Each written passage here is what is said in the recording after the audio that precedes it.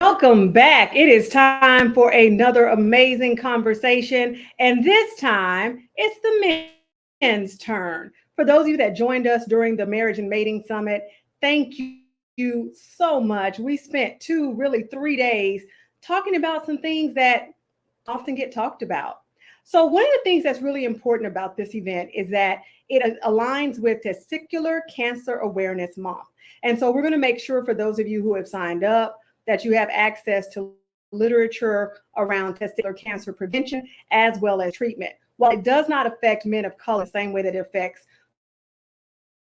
Caucasian men, it is still important that we're aware of how to take care of our bodies. So, that being said, it is time for us to get into the barbershop style conversation with the high value men that I know you've been waiting for. I want to take a moment and introduce our panelists. A prolific speaker and consultant, John Whaley's contributions have significantly impacted the way leaders approach the balance between achieving business objectives and maintaining personal well-being. His dedication to mentoring, his commitment to thought leadership have made him a respected figure among professionals aiming to redefine their leadership and personal development approaches. My next panelist, I've known for quite some time, and is an amazing videographer and photographer. And so it's so amazing when you do shows with people that speak video and radio and media because they know exactly what to do. Nevertheless, Michae Allen specializes in actor and corporate headshots, film and television production, photography, plus-size boudoir, portrait photography, and art with his company, A Sharp Photo. Michae's aim is to use photography to show some people the beauty in themselves and the world around them. He also partners with his wife by narrating audiobooks and providing voice work for Black writers with their company, Ghost Readers.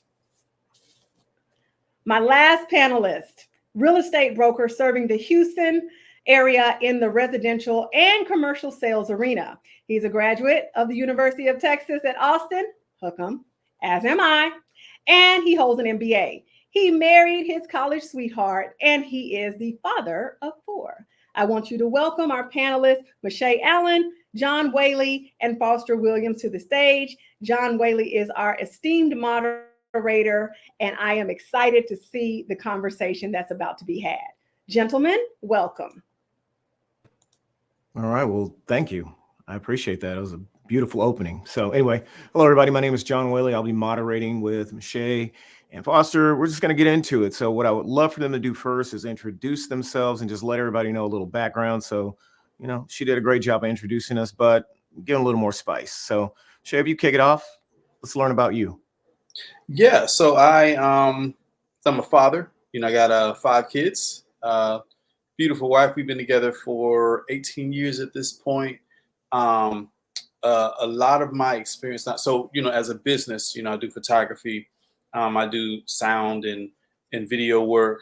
And, you know, I've spent a lot of time in the foster care system, working with kids in the foster care system. So, you know, we're talking about men.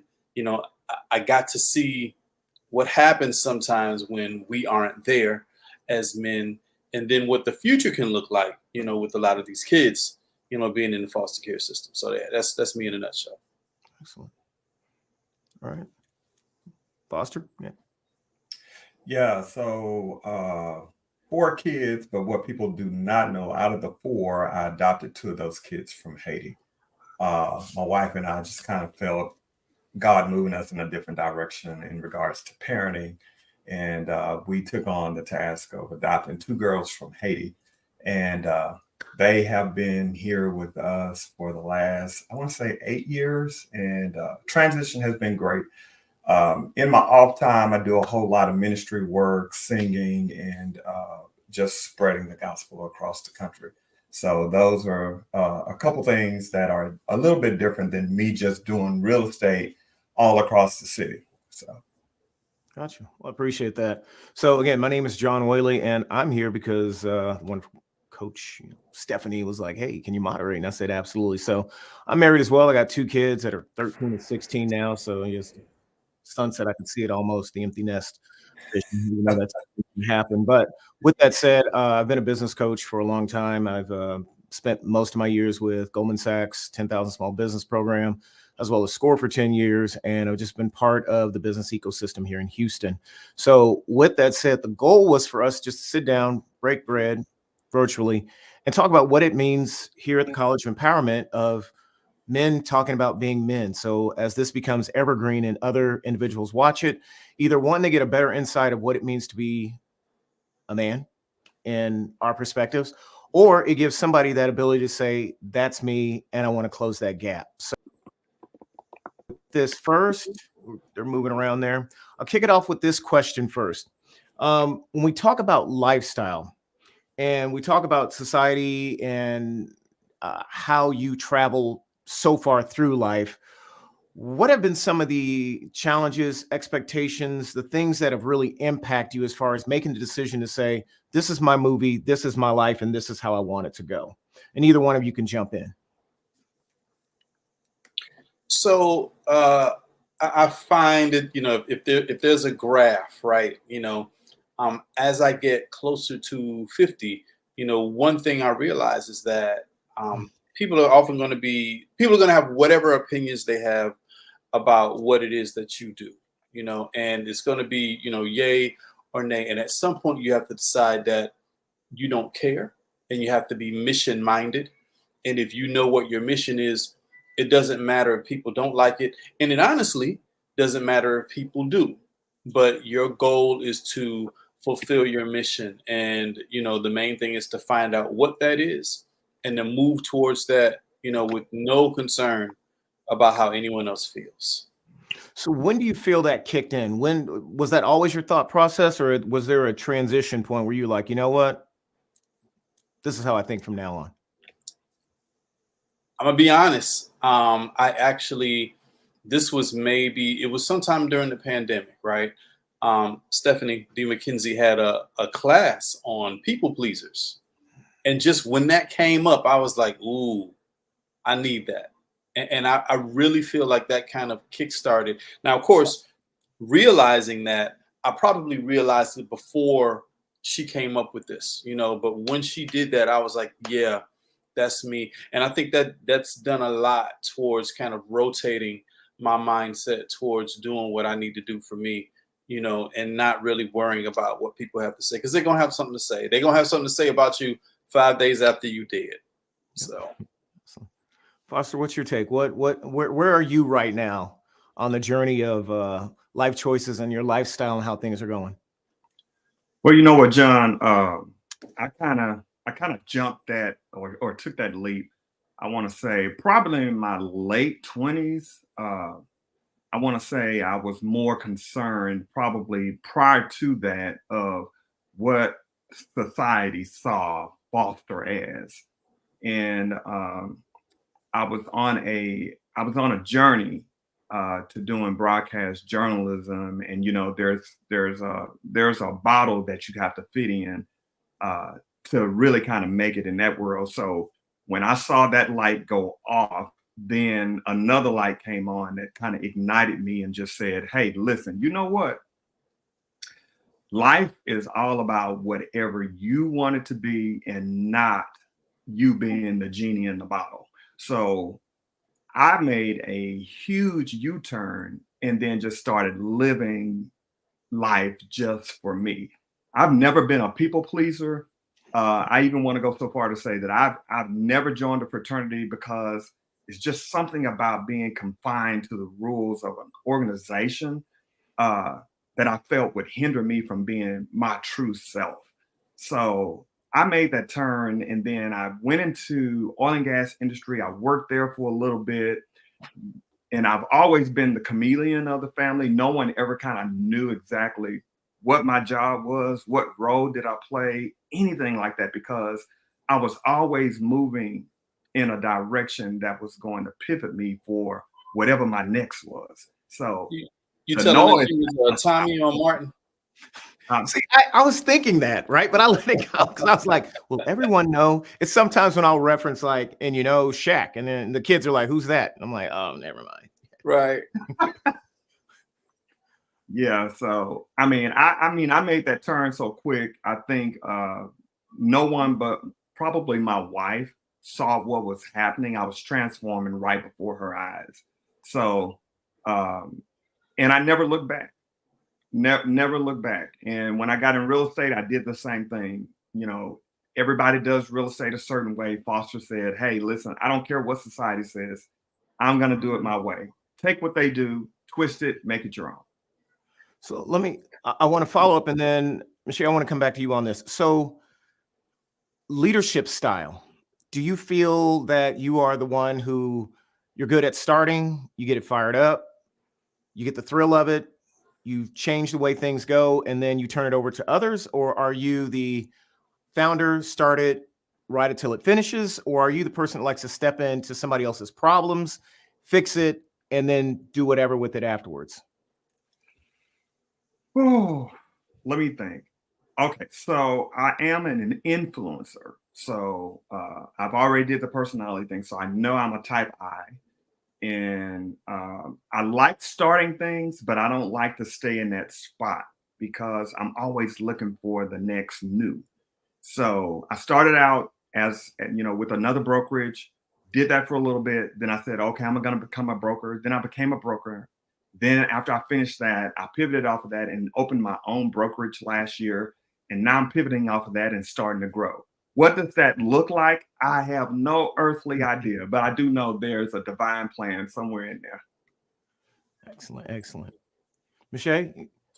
So my first love is music. And, with the guys that, this is the 90s, right? We would do the thing where, everybody had a group and you would sing. And the intros and the outros and the specials was always me. And I find myself, and I've had people make me feel bad about it, but I am the idea guy. I am the creative. So if you need to say, okay, I don't know what we should do, I can tell you what we should do. I'm not necessarily the implementation guy.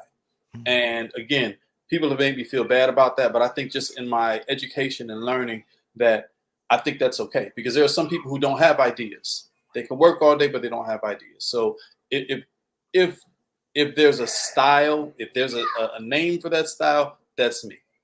I love it. Okay. And I just want to take a moment to acknowledge Deverick, Johanna. It's at Wiggy Hill, Mimi, and the college is in there with us, just jumping in the comments and leaving positive feedback. Thank you to each and every one of you. So as we continue on, I really want to lean back into this whole leadership style and how you're doing, because the reason I'm asking is someone's watching right now and they feel like they're not doing enough, or they feel like they're not living out their potential, or they feel like they're alone and they have no one to turn to, or they feel like everything they hear on TV, radio does not represent where they want to be.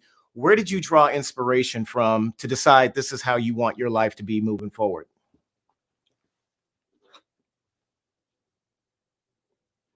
Go ahead. Okay. So I draw inspiration pretty much from a very small, close-knit group of friends that I trust. And they've been my ride or die for, I want to say, probably 30 years. And anytime I need to bounce something off of them or need an extra push, I'll dial either one of them up or even text them. And man, they're just like on it, ignited. And then my focus really switches. I tell everybody every moment is a moment to make a move. So whatever it is, I mean, regardless of how you're feeling, every single second that you're breathing is another second that you're given to make an opportunity to do something different. Excellent. My wife, I tell her that she is just a quiet, unassuming genius. She doesn't do the things that I do, but whenever I ask her a question, she has such great insight. So I have to remind myself, to always consult her, and it's not about her controlling anything, but and I think honestly, because she's not in my space, she can look at it from a very different perspective. And then I also I roll with Dave Anderson, business bully, so I can ask him, and he's really helpful in terms of directing a lot of the things that I'm trying to do. Okay, so the last part of this would be if you, when it came to, if you see a young man, and let's say they're in foster care. I was part of foster care for many years, so I appreciate both of you in a lot of different ways. So I would ask this: what would you tell the 20-year-old and the 40-year-old down the road that you think would really give them something to think about? If you were to drop a seed and that person said to you, I just don't know what I'm supposed to be doing. I don't know where I'm supposed to be, and I'm not giving up, but I'm just tired. What would be your parting advice to them on how to shape their lifestyle? And we'll start with Michae. Well, go ahead. Yeah, definitely with the 20-year-old, who you spend time with just has a massive impact on the trajectory of your life. And honestly, read. And I know that's a dirty word for a lot of folks, and here's the trick, right? Most of us have a commute. Most of us take a shower at some point. You get you a Bluetooth speaker. If you have a library card, you can get an app on your phone and get audiobooks from the library. And you can literally consume a book a week. So think about, okay, what do I want to know? What don't I know? What do I want to learn? Read a book. I tell my kids, you spend all this time on YouTube. Don't be there and not actually learn something that you want to know. And then as the 40-year-old, I would let them know that you can do whatever you want to do whenever you want to do it. I remember hearing some really bad advice that said something like, hey, if you don't have it locked down by the time you're 35, you can hang it up. And that's a lie. Life has second, third, fourth, and fifth acts. So whenever you decide that you want to make an adjustment, do it then. I'm a late college graduate, and a lot of the things I picked up later in life, and I would let them know that. That's excellent. I'll just say hello to Evelyn and Wiggy Hill. If you have a question, just put it in the comments. That'll be great. All right. Follow up. There we go. Yeah, my follow up on that is, growing up, my dad used to say something, used an idiom that we all just kind of stuck and resonated with us. And he would say, nothing beats a failure but a try. And this applies to every young person. I don't care what age you are. I mean, there's just no age on it. If you don't try, you've already failed. But at least if you try, then, there's always that 50-50 chance of you accomplishing what you set out to do. So I'm a firm believer that, whatever you speak, whatever you believe in your heart, if you put all the energy towards it, man, you can accomplish the world. Yeah. I completely agree. And it on the book part, that was around 7 or 8 years old, my mom's kidneys failed. And the next thing you know, I was living in someone else's house. And so with that uncertainty, I was the odd person out because I was in a predominantly town that didn't really look like me. So what ended up happening is, you're absolutely right. Books from, I can remember Zig Ziglar, Tom Hopkins, it was whatever was sitting around. So I read book after book after book after book, and I never stopped. And it has changed my life drastically. So with that said, I just want everybody to know you're here on the College of Empowerment, and I'm your host, John Whaley, the moderator. So we have our two guests with us right now. I see they black out, but I also have a comment from, let's see, currently in Act 2 myself. Evelyn says currently in Act 2 myself. There we go. It pops up. I'm on Act 7 or 8. I tell everybody I live my life like a movie. It's a comedy, an action. It's got a little family to it, and it's got a little fun to it. So I encourage you on that. Indeed. So, all right, where are my other two back? We'll switch them back up. There we go. I lost y'all. Where'd y'all go? So anyway, let's switch gears and start talking about physical health, since we are talking about testicular cancer and how we need to take care of ourselves. So, Foster, what's your workout regimen? My workout regimen, it changes based on season. I will say that, but I do try to stay as active as I possibly can. I usually start my regimen early in the morning, right around about 5:30, and I try to get a good, at least 45 minutes to an hour of cardio and some lifting in. Sometimes I'll do some circuit training, but I usually try to stick to that regimen at least 5 days out of the week. During our busy season, that time kind of changes. I have to kind of switch it up and go in the evening. But what I promised myself, my family has had some health challenges in regards to high blood pressure and some other stuff. And I promised myself that I wasn't going to go out based on that.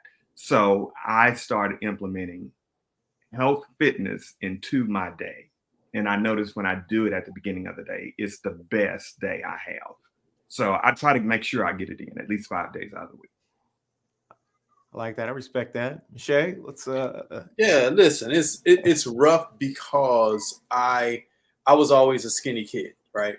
And people equate skinny with being in shape or healthy, and that's just not the case, right. So once you get over 40, that weight picks up a little bit, and it's not about the weight signifying a lack of healthiness, but I know me. I want to be, I have. I actually didn't start having children until much later, so I want to be able to run and play with my kids if I need to, and then just even as a photographer, I got to move around. So like this week, I'm like, okay, come on, bro, so starting a circuit and just trying to stick with it. The one thing I do is I at least try to do my work in the kitchen. So I'm not a huge eater. I know I like sweets. So I like snacks. So I don't eat a lot. Like I try to, I'll start eating at 11 and I'll stop eating at 7 or 8. That's normally my goal. So if I can't get in the gym and do that, at least I do my work in the kitchen, Absolutely. So I will, if Stephanie pulls it up, Wiggy Hill has a question, which is, how do you handle rejection? And because we're on the lifestyle and it popped in, so we circle back around to that. For me, I definitely try to make sure that I was telling somebody the other day, or I mentioned on Facebook, that I have a greatest hits playlist of all of my errors, that I've created in my life. And I'm trying to replace that with the things I've done. So on that other side, when you experience rejection, it's like, well, who loves me though? Who got my back? And it's not always about other people, but rejection is about other people, so that's one thing that's important to know. And then to realize, okay, why was I rejected? Sometimes it has nothing to do with you. Like if you look at business, this person wanted a specific thing. They didn't reject you. They just didn't want what you had to offer. So you don't have to take that personally. So it's weighing all of those things and not taking everything personally. And even if it is personal, looking at all the good things that are going on in your life and who accepts you, so you don't have to let that rejection always hit you in the mouth so hard. Rejection on my side comes from, a totally different thing. I mean, I hear what people say. I'm gonna be honest. I gotta be honest. I hear what people say, but man, I dissect everything people say. So if it's rejection, I look at it as either saving grace. Rejection sometimes is just saving grace. something that, you know, you're being protected from some hurt, some pain, some something. So I run real quick when the rejection happens and move to the next. But I try to turn those into positives. So I don't care what it is, if it's a relationship rejection, if it's a job rejection, I look at, okay, so where am I supposed to be at this point in my life? Apparently that's not where I need to be. So I kind of tap back into who I am as opposed to focusing on the person or the thing of rejection. Excellent, excellent. So I will say for me, I internalize rejection or the negative, and then I use it as fuel to get the books, get the action, and then win. So that I know you hate me or you dislike me or you reject me for reasons outside of me, right? So my wall is lined with trophies because someone said I couldn't, just wired like that.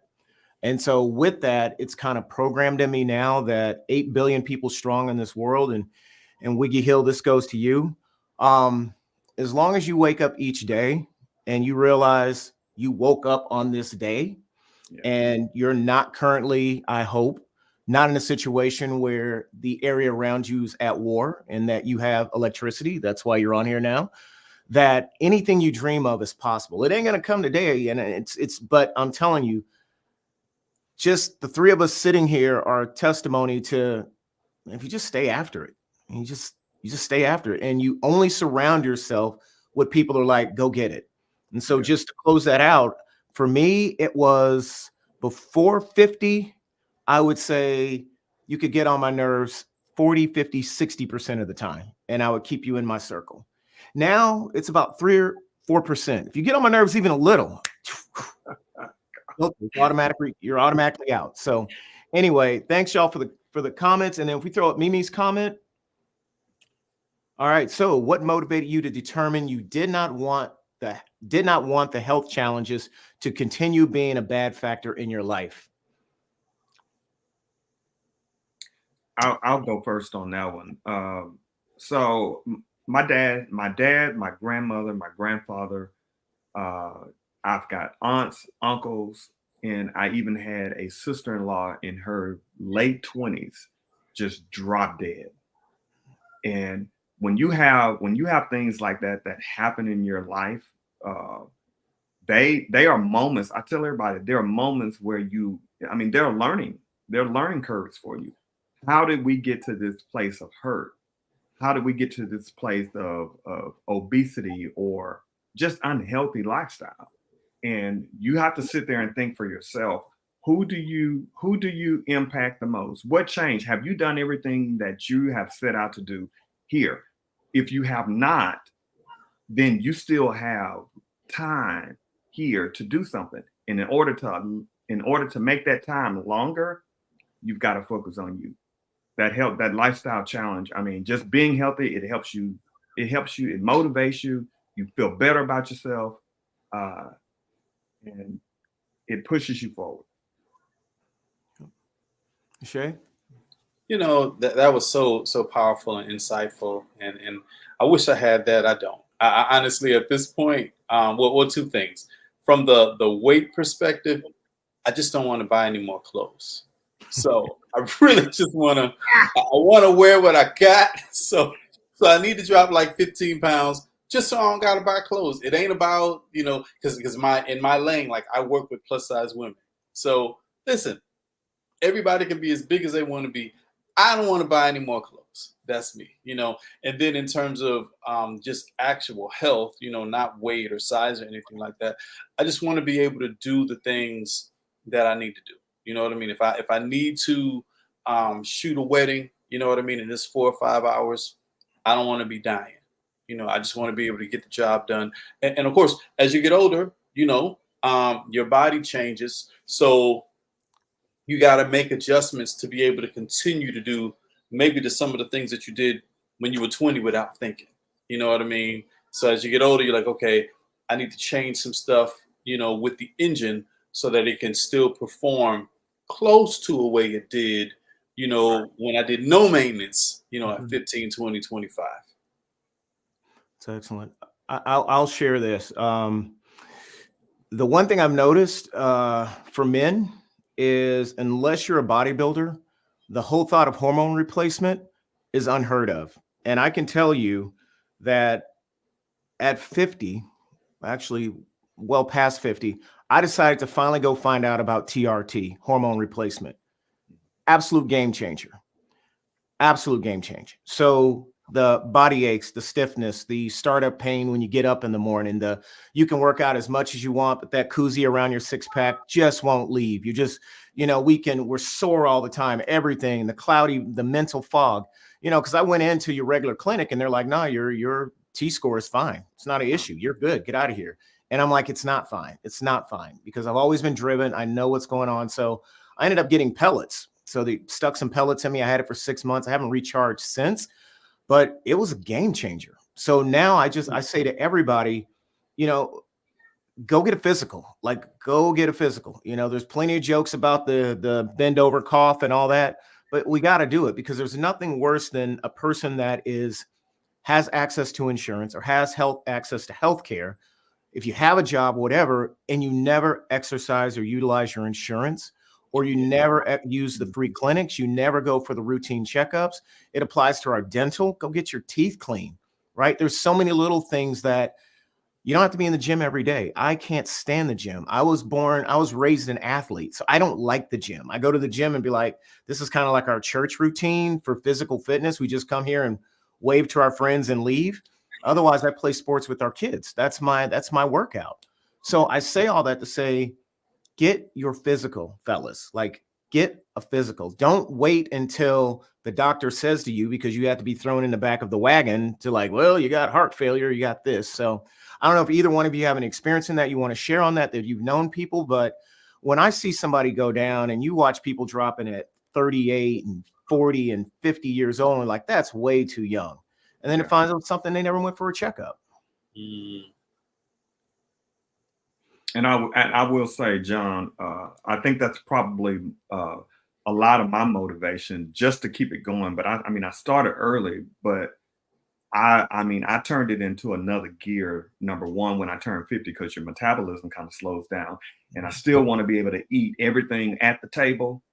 And I still want the dessert and the sweets, just like Michae. So in order to do that, man, and still kind of maintain, being able to breathe when you walk instead of being out of air when you take 10 steps, and then running after the dog and the kids, man, you say, okay, so I got to either stay in shape, do something to stay in shape, or man, I'm going down quick. Yep. So if you got any questions, ladies and gentlemen, again, you're watching the College Empowerment. This was brought to you by the great Stephanie, and we're just talking about men's stuff tonight. So I see no questions here, so make sure anything in my private chat. All right, so we'll slide topics to mental health. Mental health is the topic. So I'm going to leave it at that and let one of you start the discussion of, when you hear that term, what do you think? Honestly, so with mental health and being a church kid, right? Just growing up in church. So that's one place. And not to put too fine a point on it, fundamentalists, right? Apostolic, Pentecostal, et cetera. If that means anything to you, you know, right?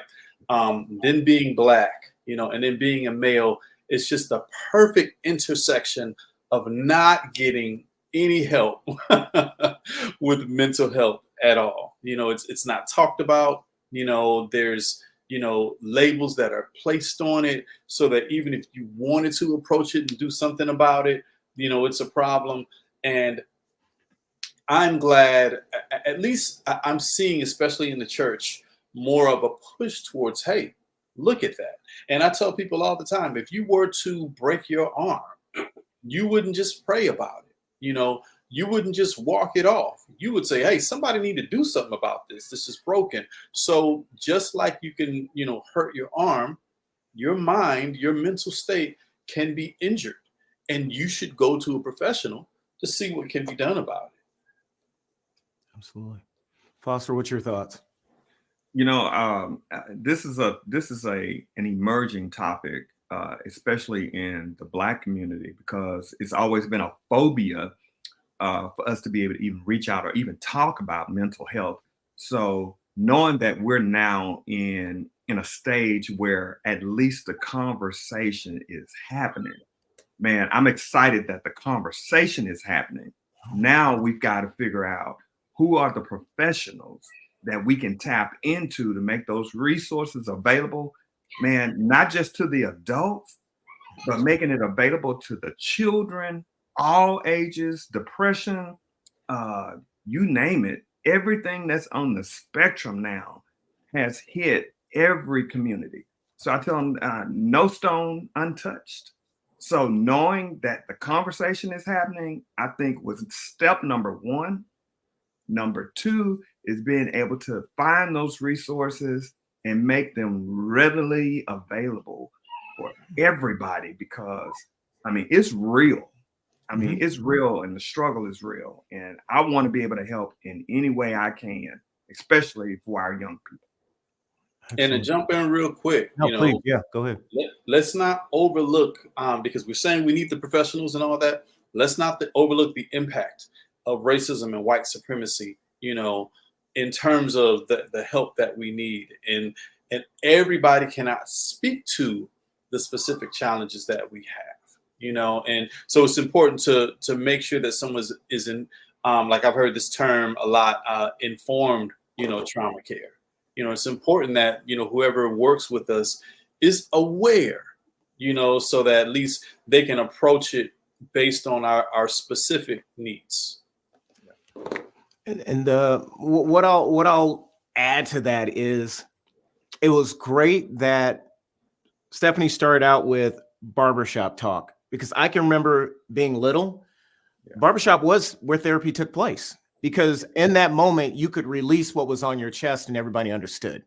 Like the guys I grew up with, everything was off. No, everything, there was nothing off limits. My mom was the only one off limits because she was on dialysis at the time, but everybody else's mama was on. So you could talk about the girlfriend, the mom, you could make fun of us in any way, but we loved each other like that. And so if you had issues with school, grades, harassment, bullying, whatever, when you were in that little close circle, you had people you can be like, man, you got to talk me off the ledge before somebody get their hold. I mean, there was always someone.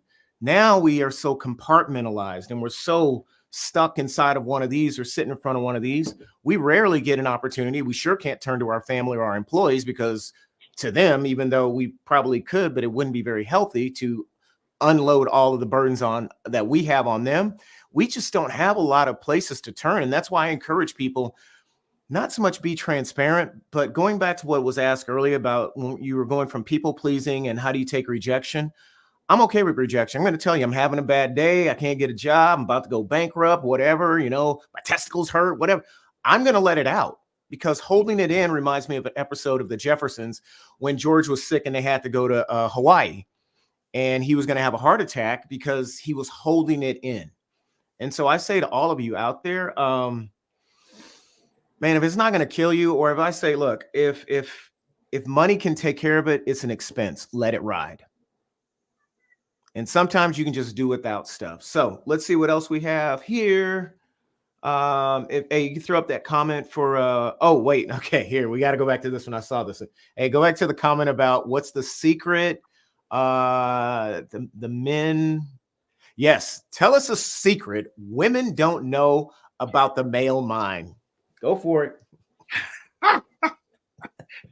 If we tell them the secret is no longer a secret, right?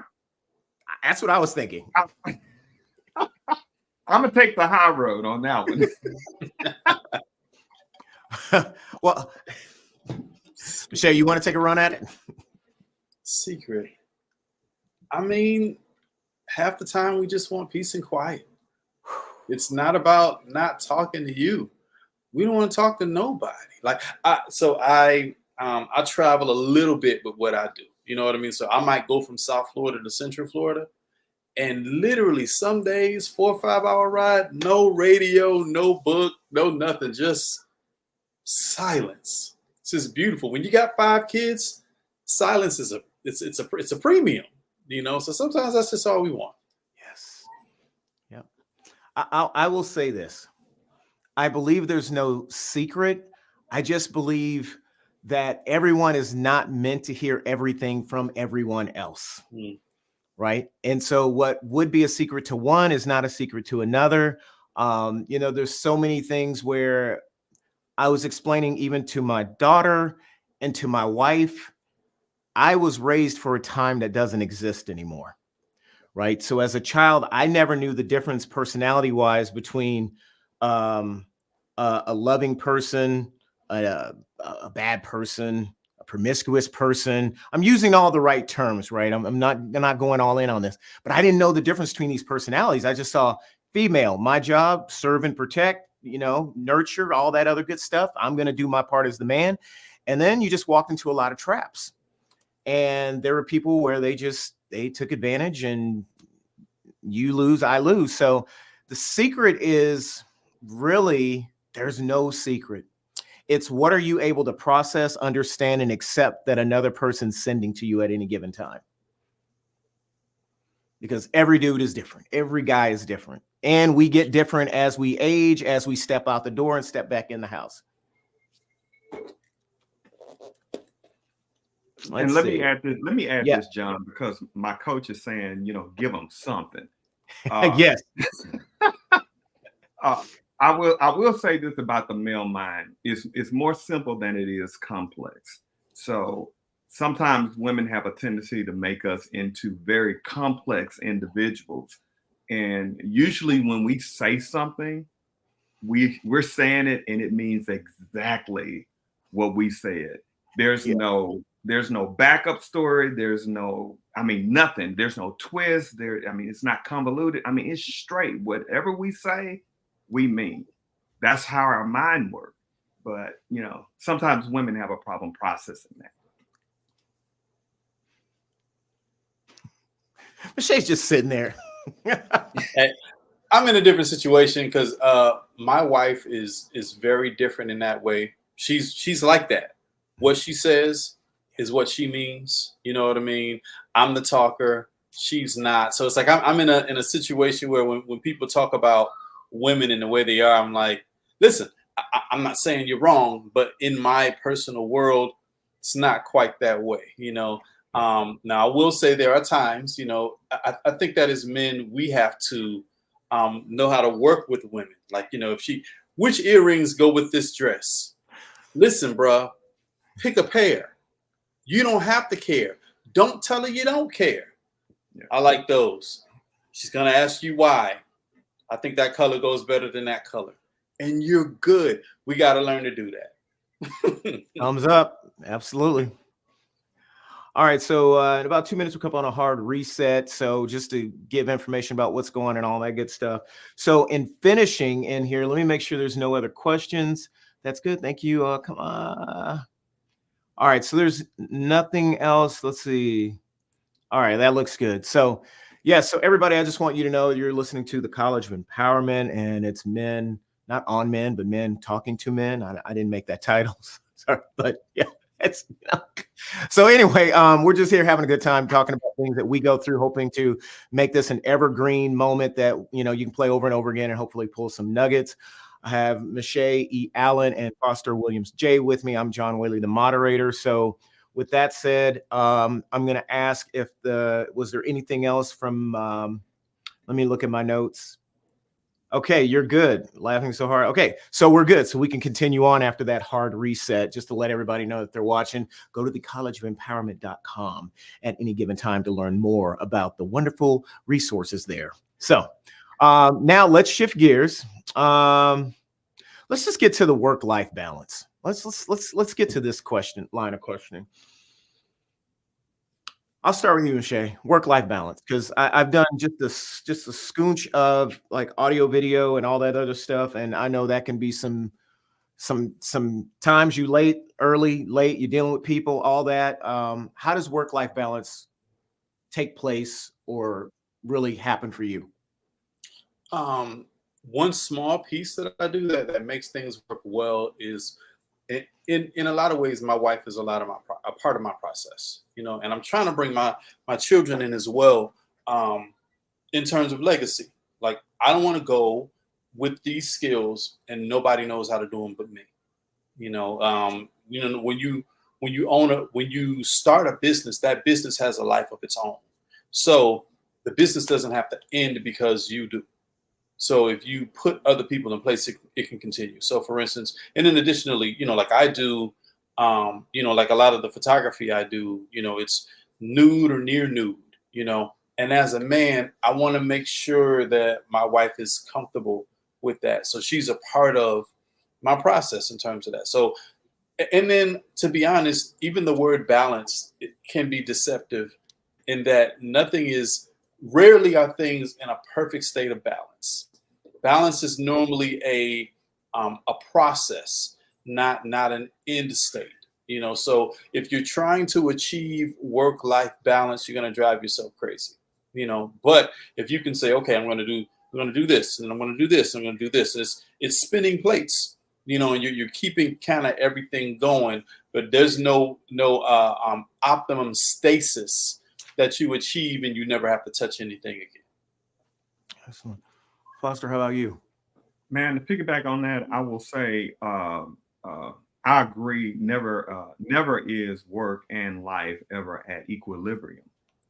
We make choices about what's important to us, and then we decide how we're going to tip the scale either that day or that week. I will go so far to say my girls and my son have been very, very, very active since they came to the world. And I want to say probably, you look at my calendar, you would see every single day is full of some type of activity, but I've managed to do that only by being able to appropriate time, making sure that after I get off work, that I spend time with my family, what amount of time that is. But scheduling has been probably our biggest lifesaver because I had to make all of my family, because my wife's not a planner. I will go so far to say she's not the planner, Foster's the planner. So I'm the person that wanted to make sure nothing was missed. So we created a calendar and we all got on the calendar and we shared that calendar just to make sure that everything for the day, including family, work, life, extracurriculum, God, faith, all of that, we make sure that we hit every single point every single day. Not necessarily the same amount of time and emphasis, but we make sure that we're hitting them. I love it. Wow. Okay. So both to what both of you said, we're all in the same boat there, especially, when you think about, you have kids in club sports or kids in extra activities, or they're getting to the age where they're driving or going to college or something. And it's like money just flies out the window, and it's like you got to work more to give them more. But if you work more to give them more, you don't see them more. Mm-hmm. And so what we did a while back, really, the thing that I kind of teach and preach is just, we sat down and created a life plan and a tribal plan, so that I know these are the things I would like to accomplish. I know my spouse would like to do things. I know my kids have some little tiny things they would like to. And what it allows us to do is work together as a tribe, a small group, and understand why, like you said, I might have to go to bed at 4 a.m. and get up at 6 a.m. for a couple of weeks. But it's not that we're out of balance, because the overall unit's in balance, because what I'm doing now is going to set you up. Then I'm going to sit back and watch you play volleyball every weekend, not a care in the world, sitting in my chair, just rocking back and forth, driving all over the country. So I think having that overall plan with whomever you're with, extending that plan of, like you said, what do you want, but more importantly, why you want it, and when is it necessary that you get it, so that you don't get to 30, 40, 50, 60, 70 with resentment, like, you never cared about my dream. We were always doing what you want to do. You thought that business or that job was helping us. I didn't want that. Don't put that on me like you were doing me a favor. And I hear that a lot. So I encourage everyone to just sit down, piece of paper, ask AI to just give me 50 questions that my family, that we should know about each other, to create a plan for our life together. Yeah.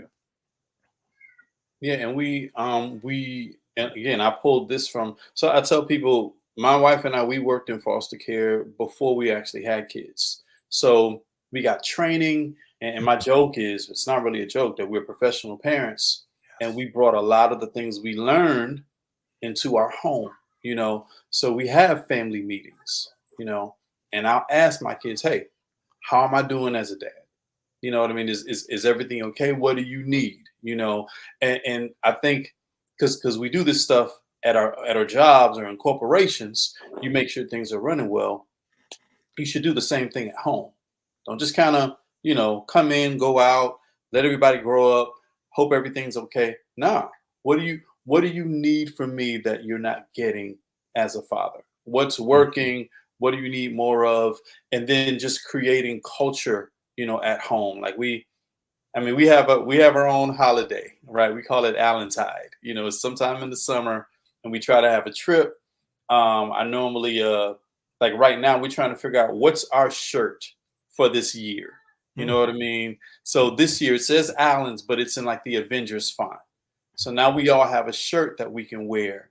And I'm like, listen, baby, if we keep doing this, we can actually rotate, and we could have something where everybody's wearing a different shirt, but it's all ours. And I'm trying to teach them that, hey, we're a thing, and the other thing I told my kids was, listen, you guys are going to be around longer than mommy and daddy.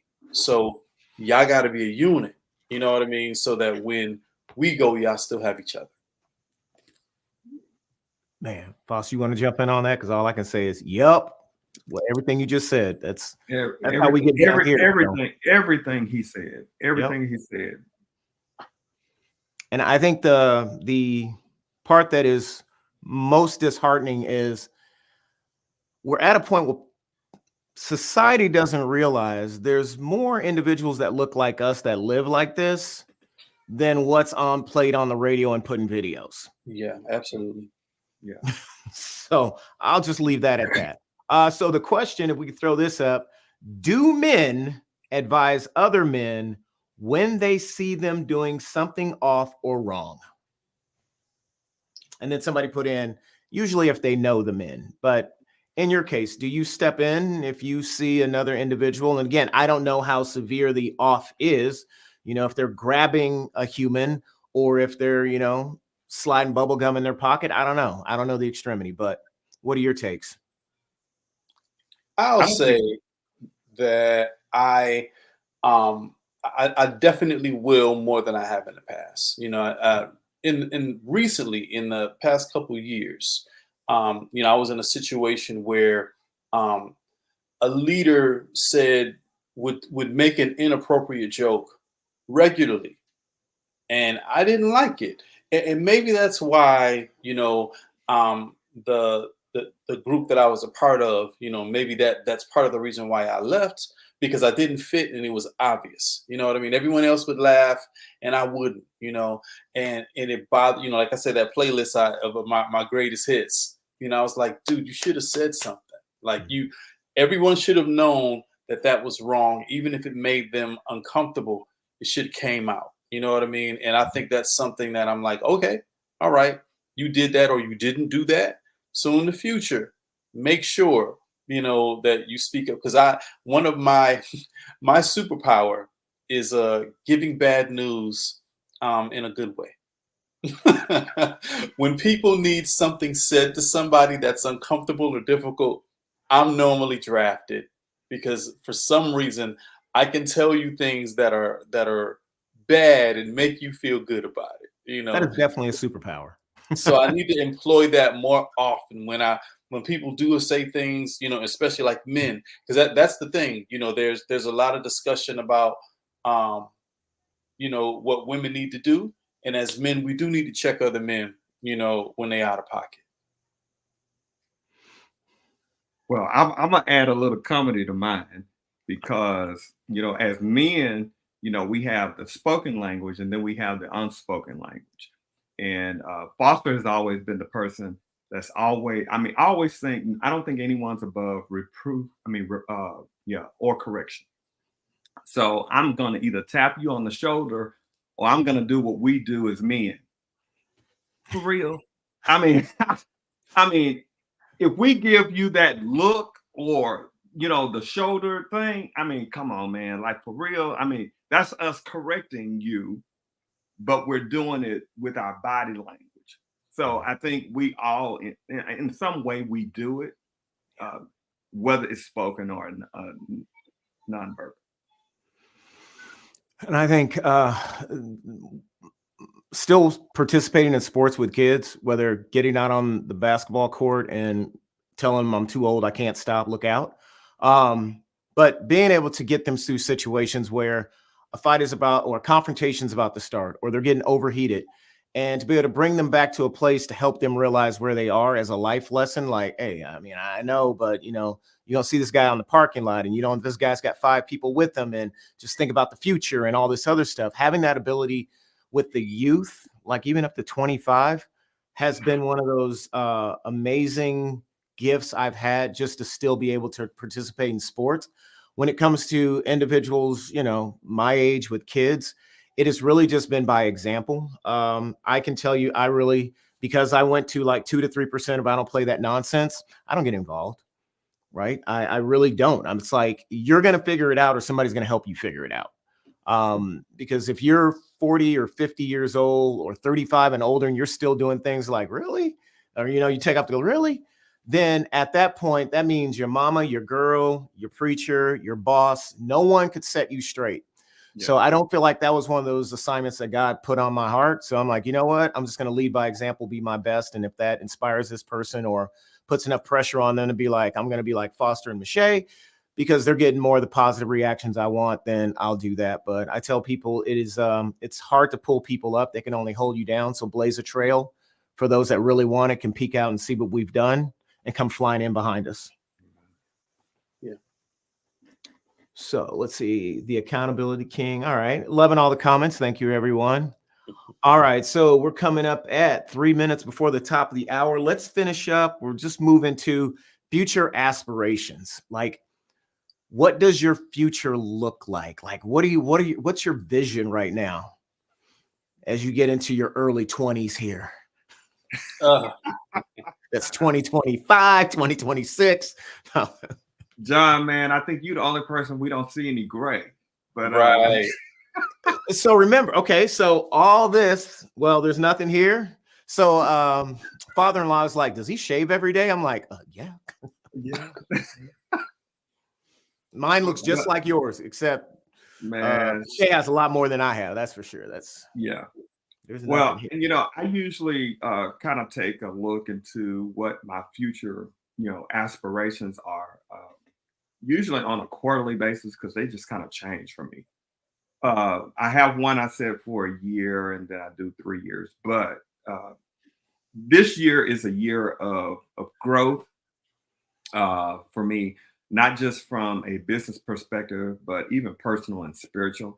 So, you know, I'm trying my best to kind of put myself in a circle where I can learn as much from creators, innovators, and people who are at the cusp of change. Because I mean, I'm a catalyst for change. I like change, and I think, you know, every single day is a different day and another opportunity for us to make a huge impact on the world. So I always look for people who are in that same game, so I can be a part of what that is. Because I think it's you know, nothing that we can't accomplish together. Yeah, on that together thing, I think what I'm doing most right now is trying to build community, you know, and that's everywhere, right? You know, just between me and my wife, hey, we good, you know, let's talk, you know, what our, like, even when we make our, because we don't do resolutions, we make goals for the year. It's like, okay, I got my goals, she has her goals, and what are our goals as a couple, and what are our goals as a family? You know what I mean? And then as you know, as a photographer, you're another place where I'm trying to build a community so that, you know, I can do things with people that basically I can play with people who want to play with me. You know what I mean? And even in the narration space, you know, I told my wife, I don't mind going after each author or each person who needs voice or video services individually, but I would much rather go for things like, can we connect with publishers? You know what I mean? So now we've connected with a community instead of one person, so then we can serve groups instead of individuals. So like that, I kind of see that same theme throughout everything. If I can connect with groups, then I can, that extends my reach, you know? I love it. I usually say something to the effect of, you get rich off the business, you become wealthy from your investments. And so our overall, let's just say, future aspiration is to set my movie up in a way that I can step from behind the screen and watch my kids and see the legacy or the next chapter. It's almost like watching Cars, and I'm Lightning McQueen or whatever, and I'm watching the new car jump on the track, because they are at an age where both of them are so cognitive, they're so aware. It's almost scary, like, man, something rubbed off. They got it, you don't think they got it. And so for me, it's really, from the business standpoint, is going global, really looking at how the world's going to shake out with all the uncertainty. Health wise, I love my Shipley's donuts. I love my Marco's pizza. Sometimes I don't know when to say when. I like butter and bacon. So I work out to eat. But but with that said, I'll go back to the future is, how do I get the most out of technology in health, and then technology in wealth?